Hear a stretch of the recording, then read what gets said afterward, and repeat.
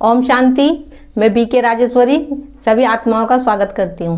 आज मैं आप सबको बताऊंगी योग करते समय हम बाबा से बात करना कैसे सीखें। देखिए, हम दुनिया में आए लेकिन हम कुछ जानते नहीं थे, लेकिन हमने सब कुछ इस दुनिया में ही करना सीखा। देखो, चाहे फिर वो चलना हो, चाहे बोलना हो, चाहे खाना हो, चाहे काम करना हो, कुछ भी हो, देखो चाहे पढ़ाई हो, ये सब कुछ हमने सीखा है।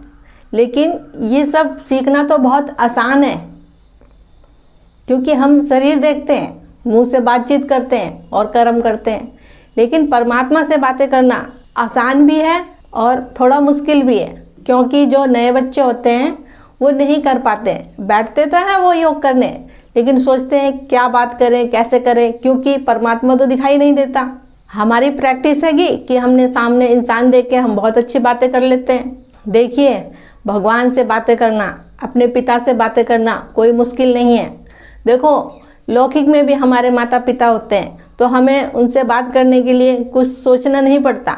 आप चाहे कहीं भी हो, जैसे बच्चे कहीं बाहर विदेश में चले जाते हैं, नौकरी के लिए बाहर चले जाते हैं, तो वो वहाँ बैठे बैठे भी अपने मम्मी पापा को या अपने भाई बहन को वो देख सकते हैं, वो इमर्ज करते हैं कि अब इस टाइम मेरी मम्मी खाना बना रही होगी, इस टाइम मेरे पापा काम पे गए होंगे।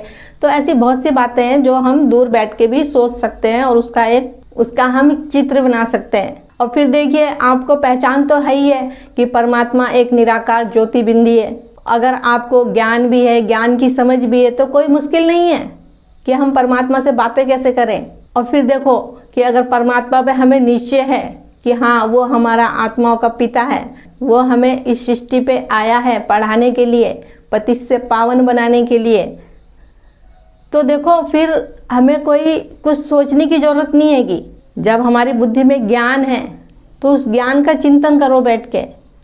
फिर भी अगर नहीं आ रहा आपको, जैसे कि हम योग करते हैं, नहीं योग करना आ रहा, तो देखो फ़ोन तो सब चलाते हैं। फ़ोन में शांति धाम का भी सीन दिखा रखा और क्या नाम से सुदर्शन चक्र का पूरा चित्र भी दिखा रखा सीढ़ियों के माध्यम से, और सतयुग दुनिया का भी सीन दिखा रखा। तो आप उन चीज़ों को देख के उन चीज़ों को एक अपने अंदर छवि बना लो, और जब योग करते हो तो उस चीज़ को इमर्ज करो परम धाम में और शांति धाम में, कि मैं आत्मा जब बिंदी थी तो मैं यहाँ की निवासी थी। देखो, ऐसे बहुत सारी चीज़ें आएंगी कि जो आप अपनी बुद्धि में रख के उस चीज़ों को इमर्ज कर सकते हो। फिर वहीं पे परमात्मा से बातें करो। और फिर भी देखो नहीं कुछ हो रहा है, तो आप योग के माध्यम से बहुत अच्छा योग बाबा से लगा सकते हो कि गाने सुनो आप, और उसी तरह मतलब जो गाने में शब्द आते हैं उसको बुद्धि के द्वारा और इमर्ज करते हुए अपने बाबा और अपने को देखो कि मैं आत्मा और बाबा। देखो, अगर आपको ज्योति बिंदु देखने में कुछ दिक्कत आती है तो ब्रह्मा बाबा को देखो कि ब्रह्मा बाबा के मस्तक पे शिव बाबा, तो बहुत आसान हो जाएगा। लेकिन बहुत से बच्चे शिव बाबा को ही देखते हैं तो वो थोड़ा सा मुश्किल होता है। लेकिन ब्रह्मा बाबा को देखो, शिव बाबा मस्तक पे, तो आपको आसान हो जाएगा। लेकिन इस पे मैं फिर किसी दिन और वीडियो बनाऊंगी कि बहुत से बच्चों का ये रहता है मन में कि शिव बाबा को याद करना है, कि ब्रह्मा बाबा को याद करना है, प्राप्ति तो शिव बाबा से होगी।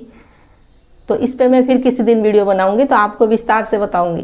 देखो, अगर परमात्मा पे निश्चय है, उससे निस्वार्थ प्यार है और हम उसको दिल से प्यार करते हैं, तो हमें कुछ सोचने समझने की ज़रूरत नहीं है। अगर हमारी बुद्धि में ज्ञान समझ आ गया और मैं आत्मा हूँ ये भी निश्चय हो गया, तो हमें ये नहीं कहेंगे हम कभी कि हमारा योग नहीं लगता, हम योग में बाबा से बातें नहीं कर पाते।